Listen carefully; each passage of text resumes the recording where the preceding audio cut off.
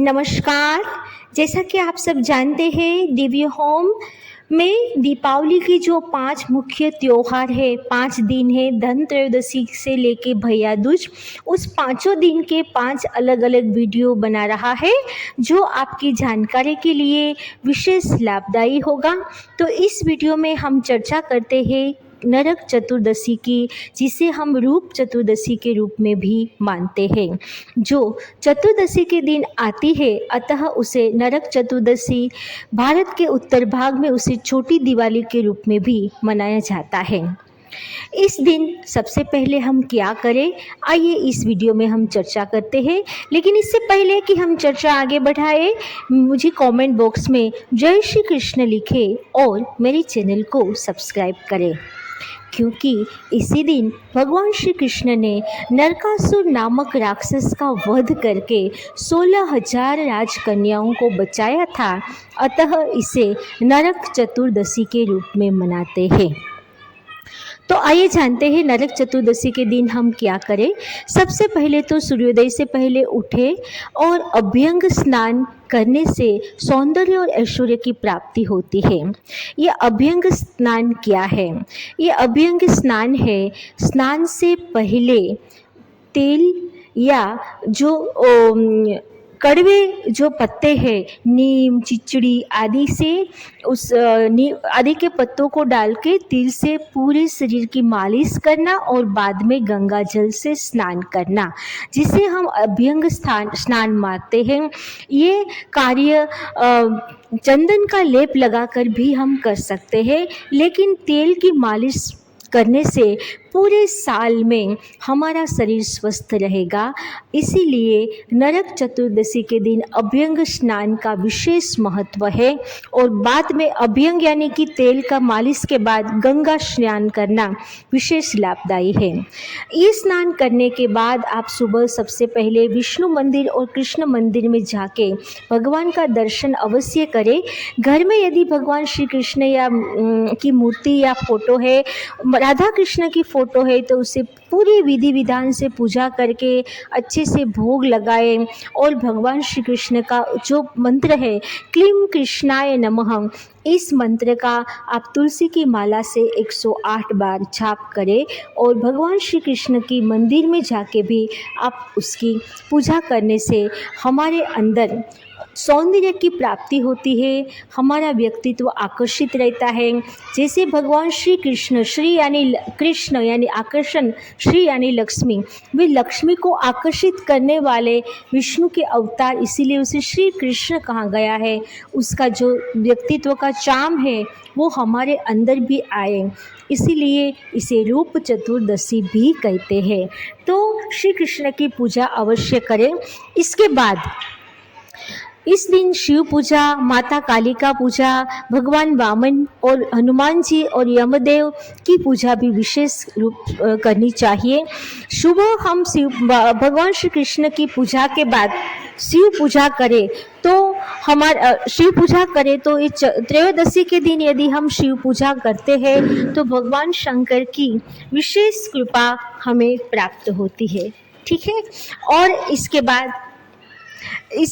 इसके बाद हम शाम को यम का दीपक जरूर जलाएं, जो घर की चौखट में हमें जलाना चाहिए। ये यम का दीपक आपको आटे से बनाना है और उसे किसी अनाज से भरे बर्तन में रखना है और उसे चौमुखा दीपक सरसों के तेल का बना के दक्षिण की दिशा की ओर उसका मुख करके उसे घर की चौखट में रखना है। लेकिन ये दिए का एक सावधानी ये भी है कि ये जो यम का दीपक है वो घर का जो मुख्य व्यक्ति है वो पहले घर के चारों दिशाओं में, दरों दीवारों में घर को ये यम का दीपक दिखाएगा और ये भावना करेगा कि घर के कोई भी सदस्य को अकाल मृत्यु, अनिष्ट बीमारी, अनिष्ट घटनाएं उसके जीवन में ना घटे। ऐसी भावना करके ये दीपक घर के बाहर जो दक्षिण दिशा है वहाँ पे रखें या घर की चौखट पे रखें, जिसे हम यम दीपदान भी कहते हैं। इस तरह से ये हुई शाम की पूजा। बाद में पूरे घर में आप दीप जला के पूरे घर को प्रज्वलित कर सकते हैं। और रात में माँ काली की पूजा अवश्य करें। ये माँ काली की पूजा हमें सात्विक भाव से करनी है, क्योंकि नरक चतुर्दशी की रात को तांत्रिक विद्याएं भी बहुत होती है, लेकिन हम गृहस्थ सात्विक भाव से माँ काली की पूजा करके उनका आशीर्वाद ले, तो जिससे हमारे घर में धन धान्य वैभव समृद्धि बढ़ेगी। इसके उपरांत घर में मुख्यतः 5 दिए तो खास जलाने, जिनमें से एक दिया घर के पूजा घर में, दूसरा रसोई में, तीसरा जहाँ हम पानी पीते हैं उस स्थान में, चौथा दिया पीपल या वड़ के पेड़ में, और 5वां दिया घर के मुख्य द्वार पर, जो मैंने अभी आपको बताया वो 4 मुंह वाला और सरसों के तिल का होना चाहिए। नरक चतुर्दशी के दिन अलग अलग स्थानों पर टोटल 14 दीप जलाने की परंपरा भी हम रखते हैं। इसी दिन यम की पूजा करने के बाद शाम को दहलीज पर उनके निमित्त दीप जलाते हुए सूर्यास्त के पश्चात लोग अपने घरों के दरवाजों पर 14 दिया जलाकर दक्षिण दिशा में उनका मुख करके रखते हैं और पूजा पाठ करते हैं। उपरोक्त देवी देवताओं की पूजा नरक चतुर्दशी के दिन क्यों, जिसका जवाब हम इस तरह से दे सकते हैं कि इसी दिन भगवान श्री कृष्ण ने नरक नामक राक्षस का वध किया था, जिसकी पूजा करने से हमें सभी तरह के संताप मिट जाते हैं और व्यक्ति बंधन मुक्त हो जाता है। इस दिन काली चौदशी रहती है, अतः माता काली का विशेष पूजा करने से सभी तरह की मनोकामनाएं की पूर्ण होती है। हनुमान जयंती, इसी दिन हनुमान जयंती भी कहीं कहीं मनाते हैं।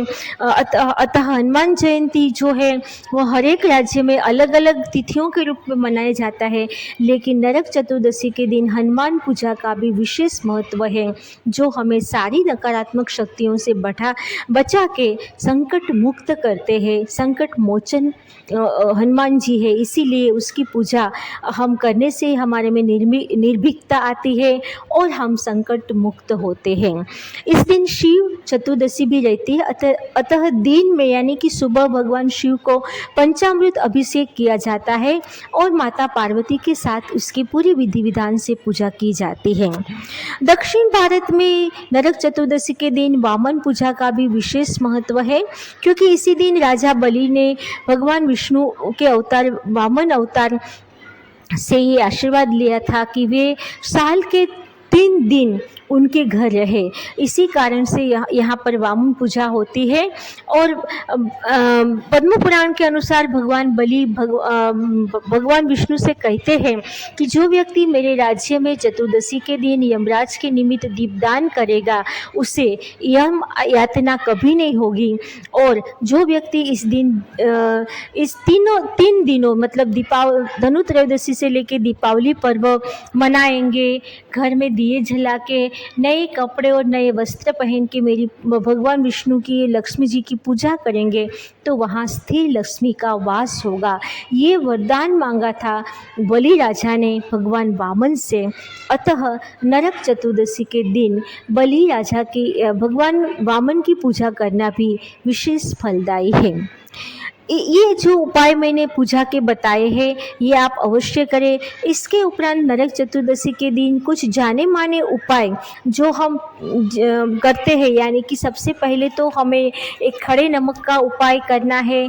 खड़ा नमक या फिटकरी 2 में से एक कांच के बर्तन में रख के घर के उत्तर पूर्व भाग में हम रख सकते हैं। रात्रि के समय घर के सारे सदस्यों के ऊपर 7 बार खड़ा नमक क्लॉकवाइज और एंटी क्लॉकवाइज लगा के उसको चौराहे पे छोड़ सकते हैं। इसके उपरांत हनुमान जी पूरे रात्रि के समय हनुमान अष्टक, श्री हनुमान चालीसा आदि का पाठ करके भी हम नरक चतुर्दशी पूरे विधि विधान से मना सकते हैं। आने वाले दूसरे वीडियो में मैं दीपावली के बारे में और उसकी साधना के बारे में बताने वाली हूँ। जुड़े रहिए मेरे साथ दिव्य होम में। नमस्कार, धन्यवाद।